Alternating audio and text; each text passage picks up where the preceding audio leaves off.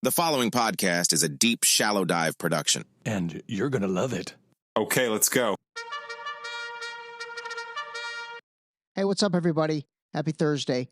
Hope the week is going good. Sorry I missed you yesterday.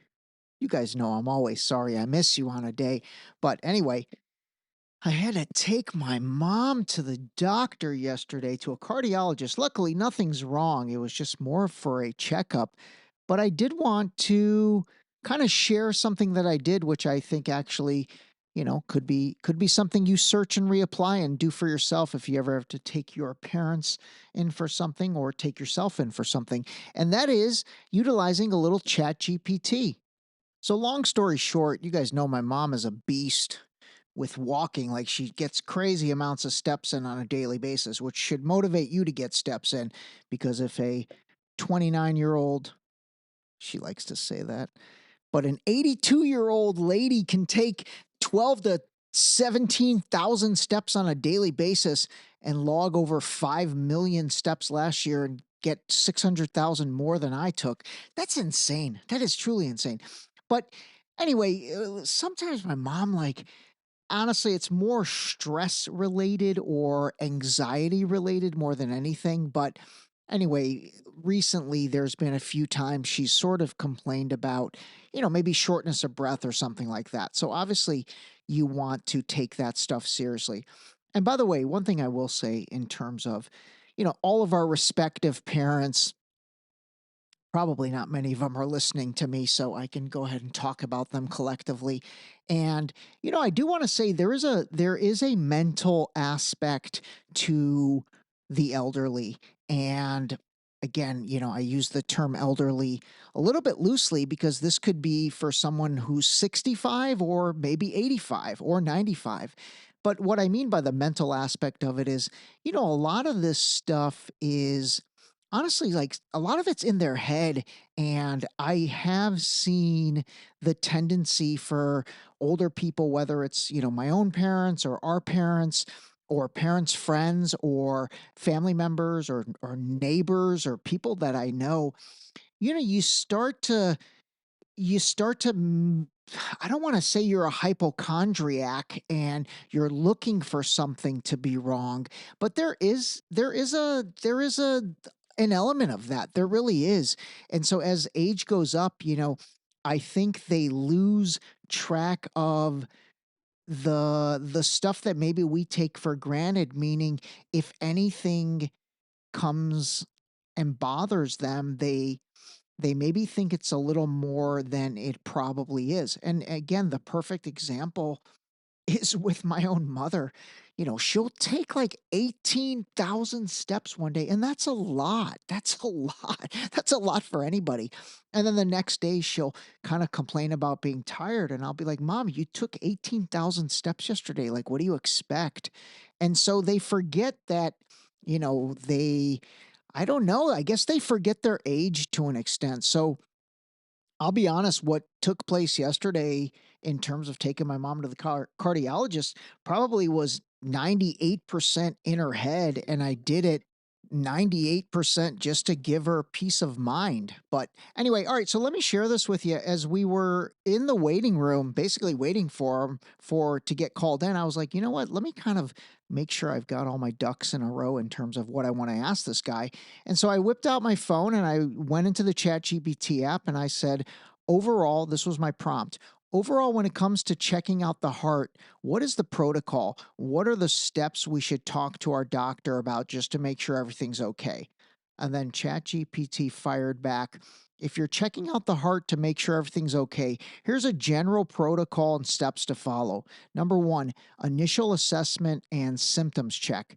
Discuss any symptoms: chest pain, shortness of breath, fatigue, dizziness, palpitations. Number 2, review family history of heart disease, high blood pressure, cholesterol, diabetes. Number 3, go over lifestyle factors: diet, exercise, smoking, alcohol, stress levels. So obviously I was like, okay, I got it. I'll review those with the doctor. But then this was the part that I thought was cool. So then ChatGPT spits out, here are the next level of basic heart tests. 1, they will take your blood pressure, a blood pressure check. high blood pressure is a major risk factor for heart disease. So that's cool. So with my mom, normally, yeah, this was crazy actually. Actually, this is hilarious.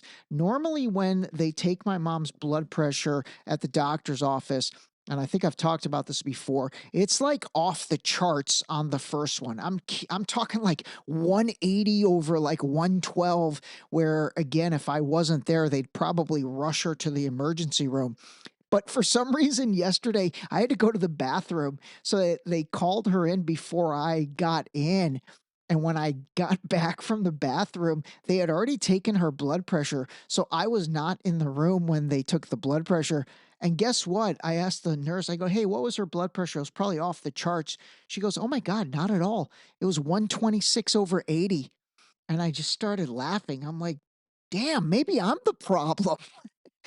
I always thought it was like white lab coat syndrome with my mom, where she got nervous when the doctor or the nurse would, go to take her blood pressure. But I'm realizing it might be Mocha Ray D syndrome, where I don't know, my presence in that room drove up her blood pressure.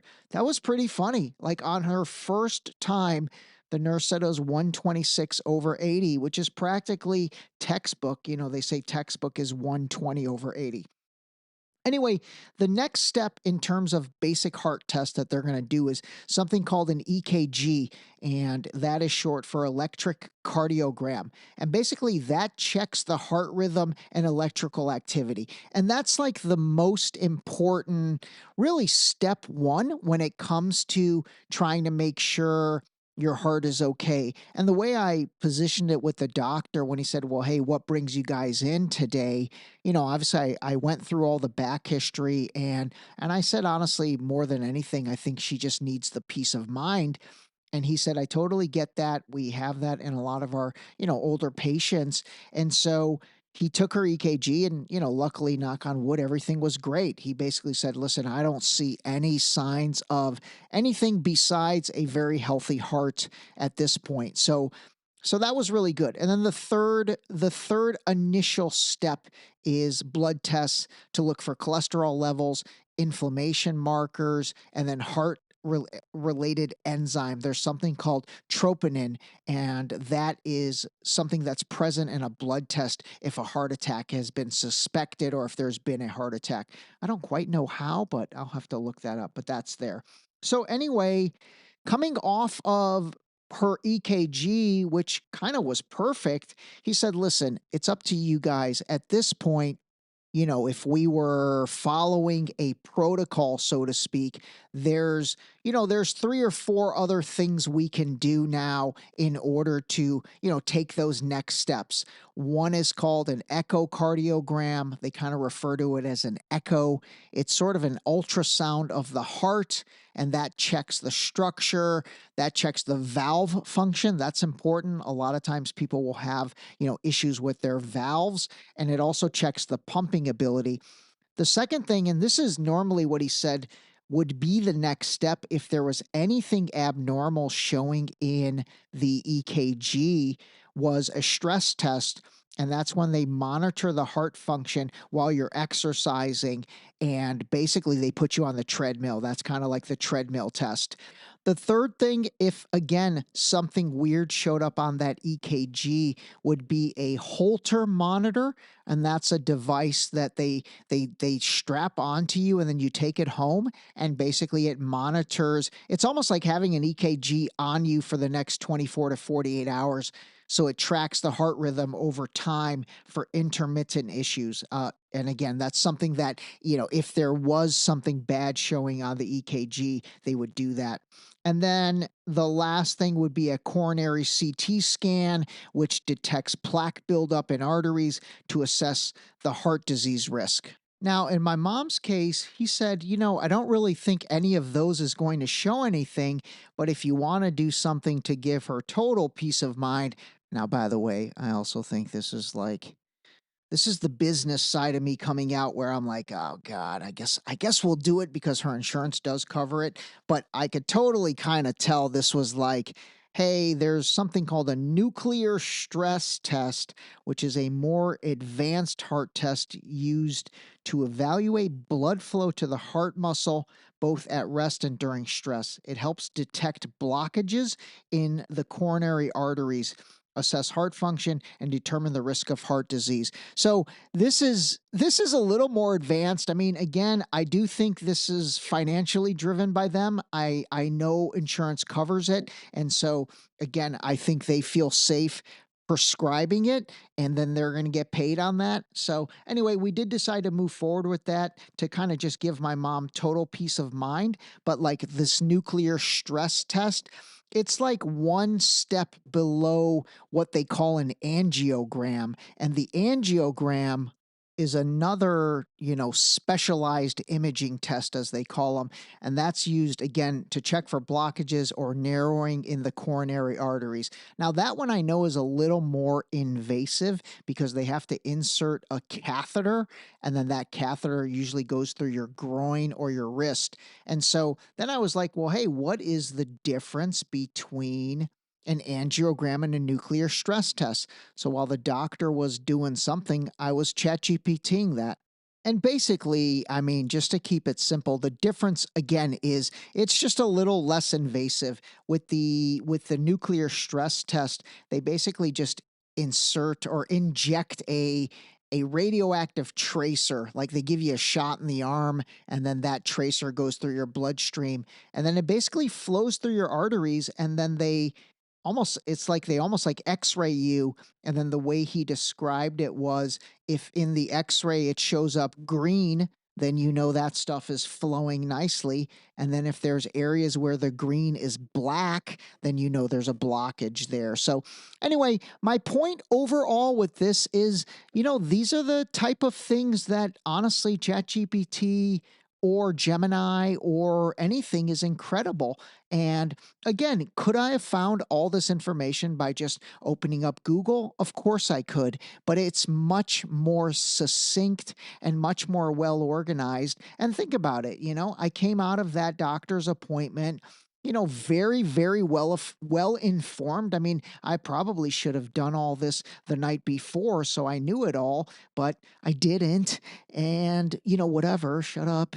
But anyway, I did it during the appointment. And again, I felt like we maximized that appointment. The doctor did pay me a very, very nice compliment. He asked me if I was a doctor. He goes, "Are you a doctor?" I go, "No, but I stayed at a Holiday Inn Express last night." Or I should have said, "No, but I play one on TV." Anyway, my point is, this is where you can really leverage technology and leverage this stuff. And again, if you don't have ChatGPT, Gemini, Claude, Perplexity, if you don't have those apps on your phone, start off with ChatGPT. Seriously, start off with ChatGPT. And again, I am putting a webinar together. I will share that with you guys.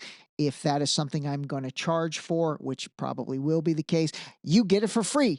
That's right. You get it for free because you're my peeps. You're my boys, my girls, my men, my women, my ladies, my gentlemens. All right, there's a little health beginning. All right, let's get into some goofy stuff, man. Dude, what is going on with President Trump and Gaza? This is like the weirdest thing ever that he did on Tuesday night. He posted this AI generated video to his official Instagram and his official Truth Social. I don't know if it's on his Twitter, but man, it was everywhere. And it is so it's just cringe, and it's goofy, and it's weird. I know he didn't create it. I think there's an account called Coppola Films. I don't know if it has anything to do with Francis Ford Coppola, but they do really good work. I guarantee you somebody created it and probably like gave it to Don Jr. For some reason, I feel like all the dumb ideas generate from Don Jr. I have no reason to say that. Maybe it's Eric Trump that has the dumb ideas. Heck, maybe it's Barron Trump that has the dumb ideas. Although I really like Barron.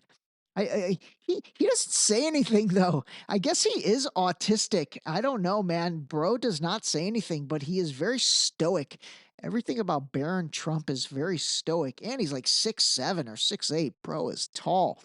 But anyway, for some reason, I feel like all the dumb ideas generate from Don Jr. I don't know why I think that, and I apologize to Don Jr. for thinking that, but I don't know. I guess I just do.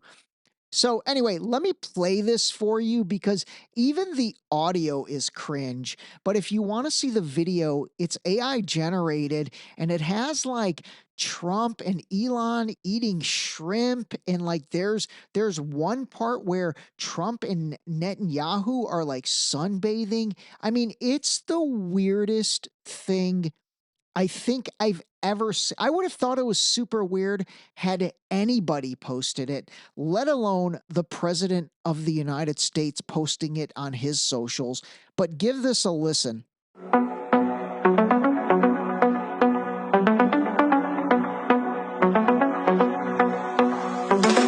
Tunnels coming to set you free, bringing the light for all to see. No more tunnels, no more fear. Trump Gaza is finally here. Trump Gaza shining bright, golden future, a brand new light. Feast and dance, the deal is done. Trump Gaza number one. Trump Gaza shining bright, golden future, a brand new light. Feast and dance, the deal is done. Trump Gaza number one. It is so weird. And although it is very catchy, I'm not going to lie about that. It is definitely catchy. Trump Gaza shining bright. But it seriously is so weird. There's one part again where Elon's in it. Obviously, Elon's in it, and he's eating like what looks like, I don't know, a baguette or maybe like avocado toast. There's another part that I just noticed. Oh my God, this is wild. So there's another part where it looks like it's two belly dancers, but they have beards. I'm not even kidding. It's like two belly dancers, but they look like men. If you zoom in and slow it down, it looks like two dudes with beards that are belly dancing. Anyway, it's honestly, it's incredibly strange and it's very inappropriate for the president of the United States to have posted that. Now, again, if it's some random account like Coppola Films or whoever, who cares? But again, for the president of the United States to have posted that, it's just a bad look, man. It's bad optics. And, I talked to a couple friends of mine that are like super, super like Trump worship syndrome people. And they're like, oh, he's just trolling. He's trolling everybody.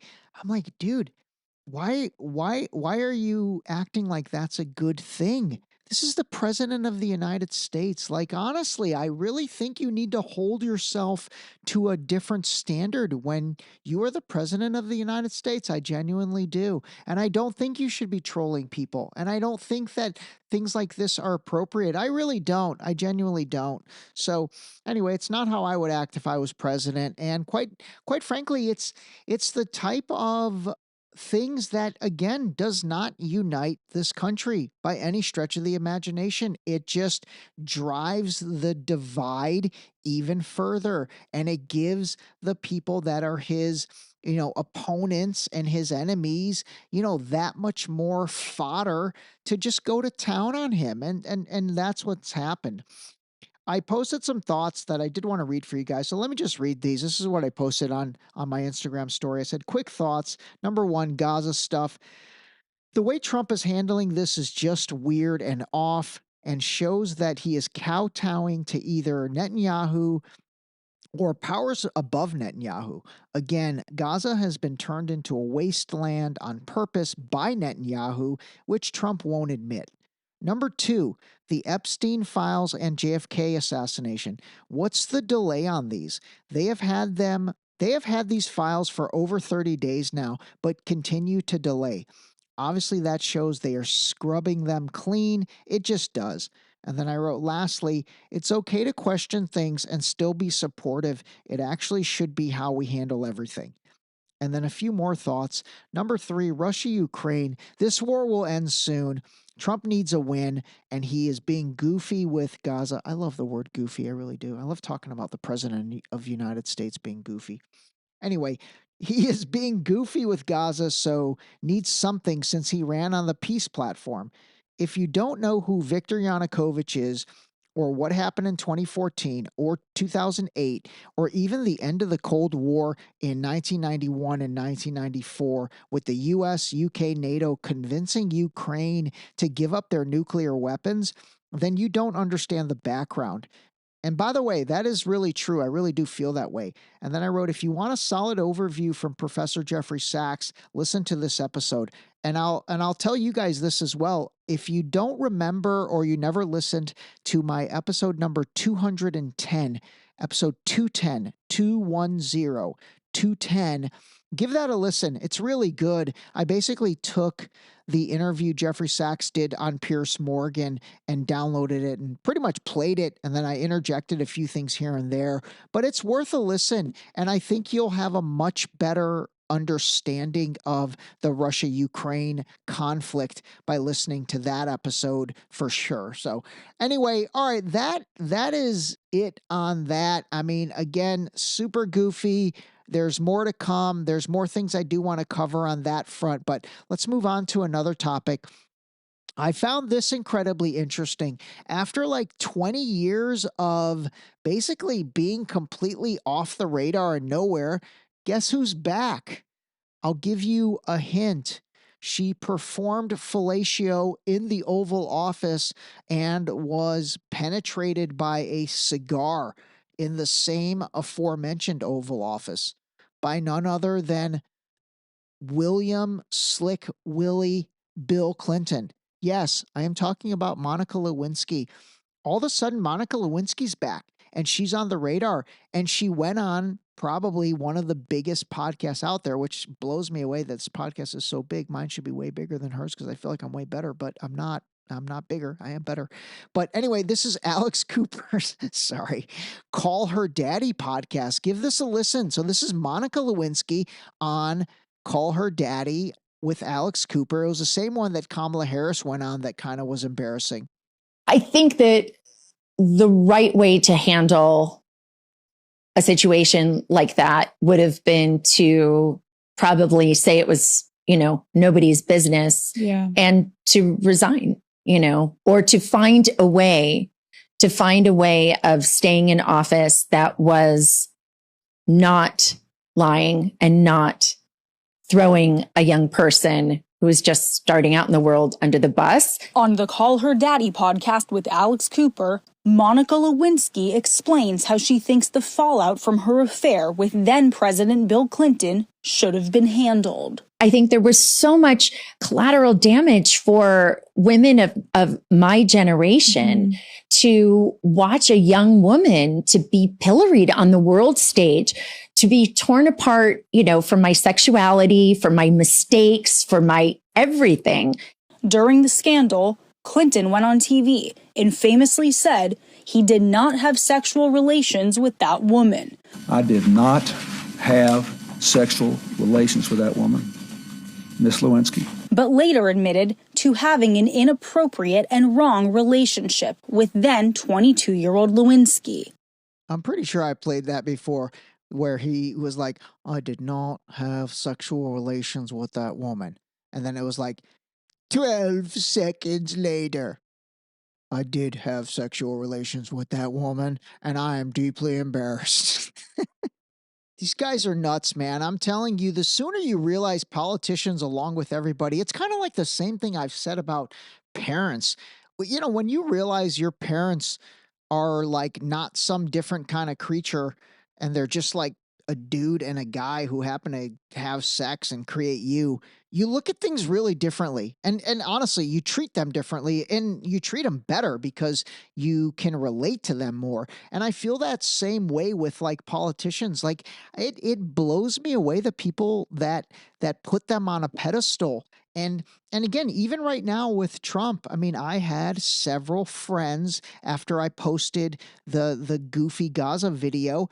They were like defending him. And I'm like, how can you defend this? Like to me, I'll be honest, you lose credibility as not only as somebody objective, but quite frankly, just as a person to me. You lose credibility when the person that you are whatever rooting for, if they do something bad or inappropriate and you defend them, I honestly, you lose credibility with me. You do, because I'm like, why would you defend that? Like that is absolutely inappropriate. And instead, like, you should be calling it out. And by calling it out, that's how hopefully we'll, correct people's actions. Like, I did have one friend of mine.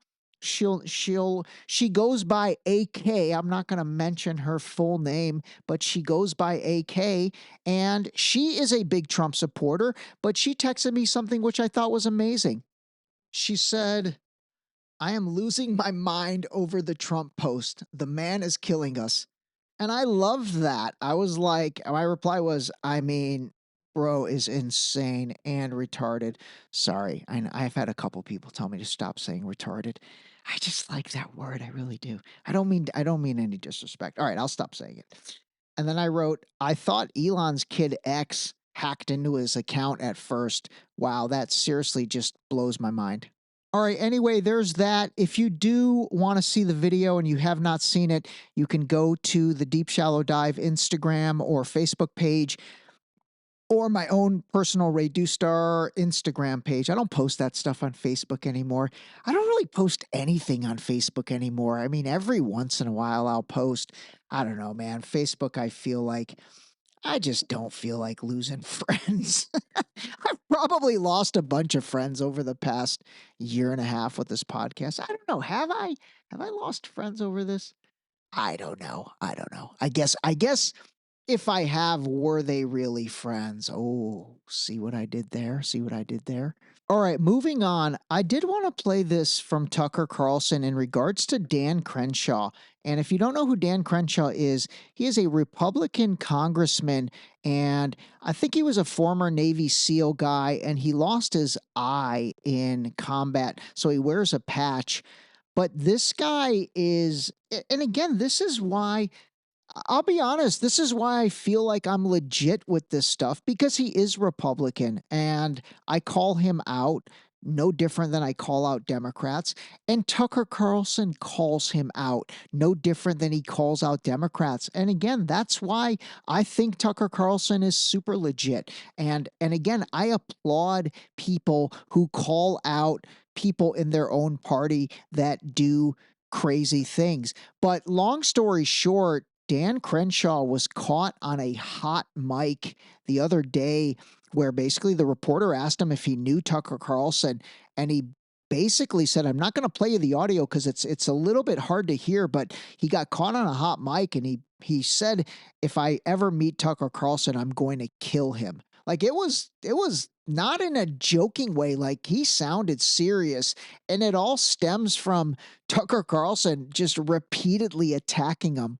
Dan Crenshaw cannot be a congressman again. You just can't. It's just too insulting. Why is it that Republican states tend to have the least sincere Republican? Dan Crenshaw, apparently still a member of Congress. And the next time Dan Crenshaw stands up and says, but you don't understand the threat. Shut up, Dan Crenshaw. Just about had it with you. Neocon Congressman Dan Crenshaw, the Nikki Haley of Texas. The single most left-wing member of Congress I've ever met personally is a Republican from this area who has no interest in the United States whatsoever and does not even pretend. I'm not going to name names. Yeah, it's Dan Crenshaw, the most liberal, most left-wing person I've ever met. And so they're easily bullshitted by the posturing jackasses in Washington. That's why Dan Crenshaw has a job. You, Dan Crenshaw, you're the one whose own children languished and died while you focused on the neighbor's kids. That person is an enemy of everything that you voted for.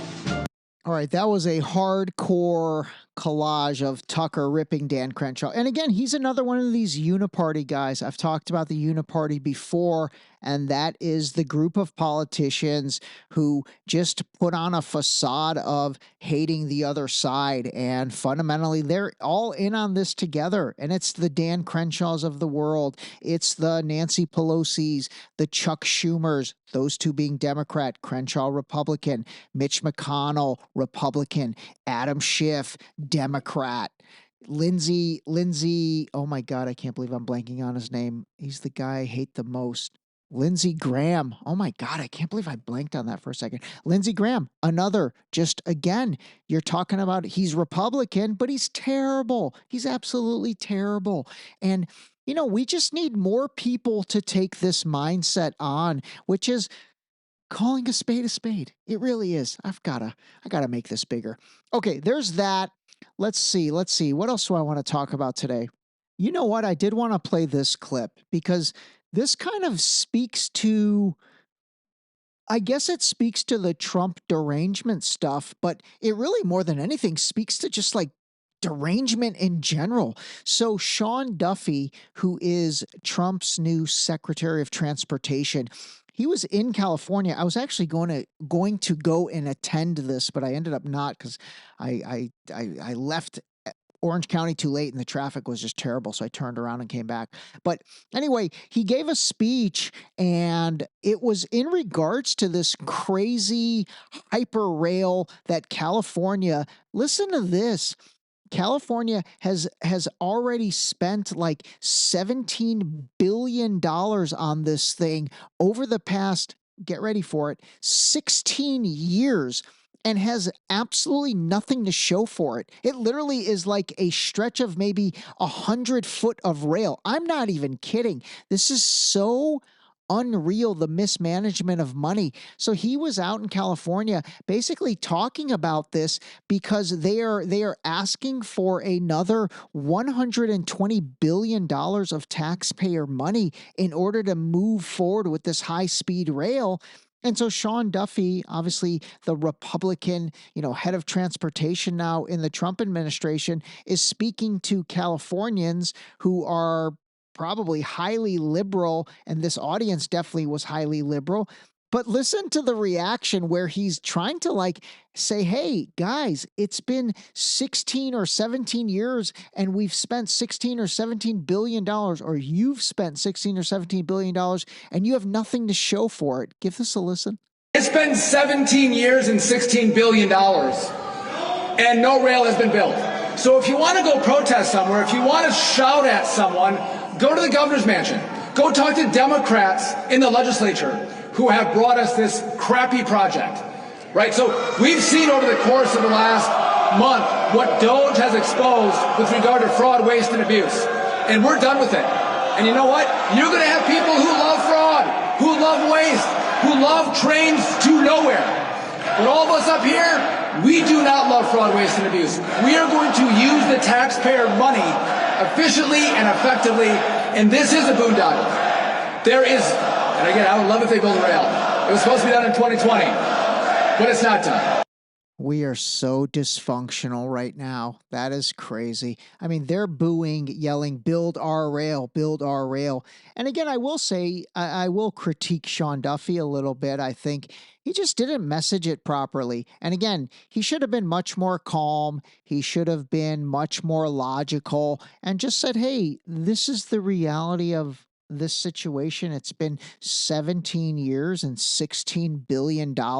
And look what you have to show for it. You literally have 100 feet of railway that's been built. And by the way, that is true. Like, it's barely 100 feet. And I don't even think that's functioning railway. I don't know if that's like a prototype or what. But anyway, this really does speak to the larger picture of there is such a division right now in the United States, and it's just getting wider. It really is. It's just getting wider.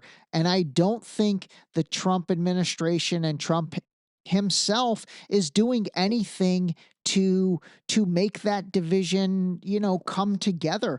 The same way Biden didn't do it when he came into office. He came into office as like the great uniter.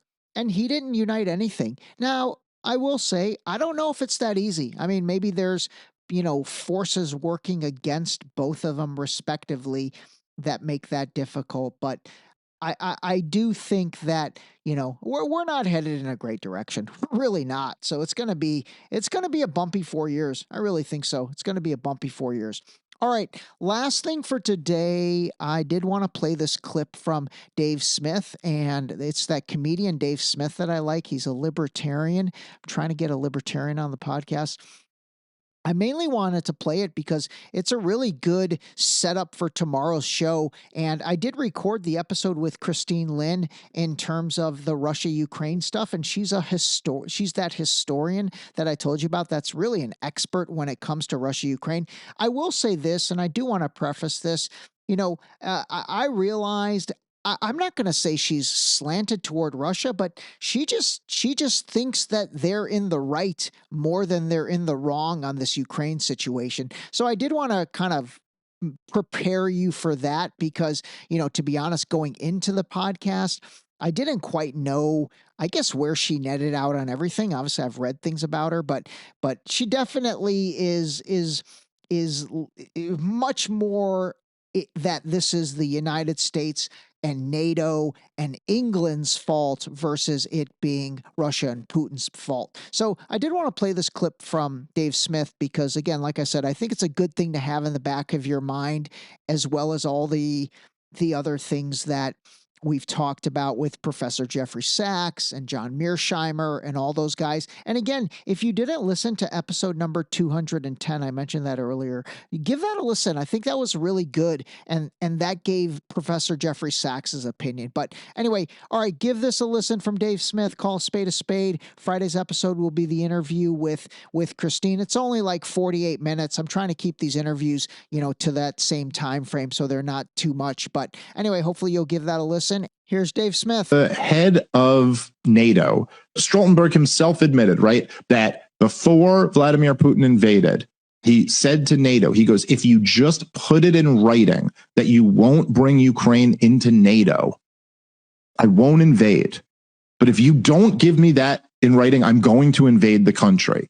And Stoltenberg bragged about how he said, we refused because we're not going to be bullied by Vladimir Putin or something like that. This was the simple ask that Vladimir Putin had. And what a reasonable ask.